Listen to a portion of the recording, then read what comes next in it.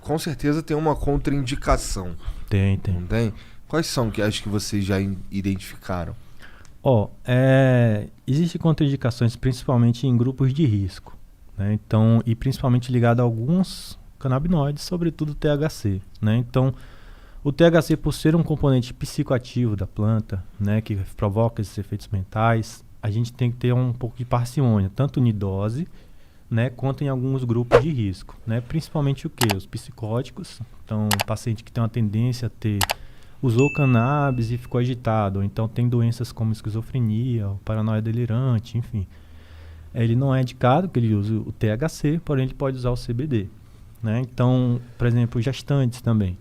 É muito controverso ainda, tem muito pouca literatura para poder afirmar que é seguro o uso em gestante, né? Então, para a gente usar qualquer coisa em gestante e em criança, a gente precisa ter um respaldo de que realmente a coisa é segura. Então, gestante e criança você vai usar se realmente o benefício for muito superior ao possível risco, né? E que é rotineiro de acontecer. Então, eu tenho um caso de gestantes que usam, de crianças, diversos casos que usam, entendeu? Mas não é geralmente a primeira opção que você vai tentar. Você vai tentar outras Criança, né? opções. Mas aí na criança eu imagino que seja o sem THC. Exato. Na criança, não é nem que é sem THC. Esse estudo, por exemplo, que eu citei no nosso, a gente vai usar THC, vai usar em criança. Só que a dose é muito baixa, entendeu? A dose é muito pequena. Aliás, esse lance da dose é muito importante, né? Porque a ideia de dar cannabis de forma médica não é de forma nenhuma deixar o paciente chapado. É muito longe disso, né? Na verdade, se você está tendo efeitos mentais, né, parecidos com o uso recreativo, é porque a dose provavelmente está errada. A gente tem que reduzir a dose. Então, a dose, ela é, na verdade, a menor dose eficaz possível, né? Então, você vai tentar trabalhar sempre com a dose que esteja funcionando, mas que não provoque nenhum tipo de efeito colateral. Então, nas crianças, né, só para finalizar o lance do grupo de risco, você vai pensar duas vezes, né, realmente preciso, já tentei outras coisas, qual é o tipo de canabinoide que eu vou utilizar, na gestante a mesma coisa, nos psicóticos a mesma coisa. Tirando daí, cara, é muito difícil você ter problema com cannabis, né, porque, assim, você até pode ter um efeito colateral, o vovô ficar um pouco esquecido, dependendo da dose. Mas é só você reduzir essa dose que o efeito passa. Então não tem nenhum tipo de efeito irreversível.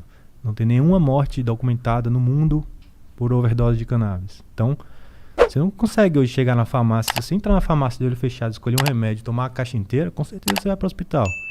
Isso não acontece com cannabis. Entendeu? Então isso é muito, muito, muito relevante. Todo medicamento ele é pautado em eficácia e segurança. A segurança da cannabis é muito grande e a eficácia também é muito grande. Então é um medicamento que é um potencial enorme. Não é para uma doença. A gente está falando de quase que uma farmácia viva, né? Por causa justamente dessas diversas substâncias que estão lá dentro.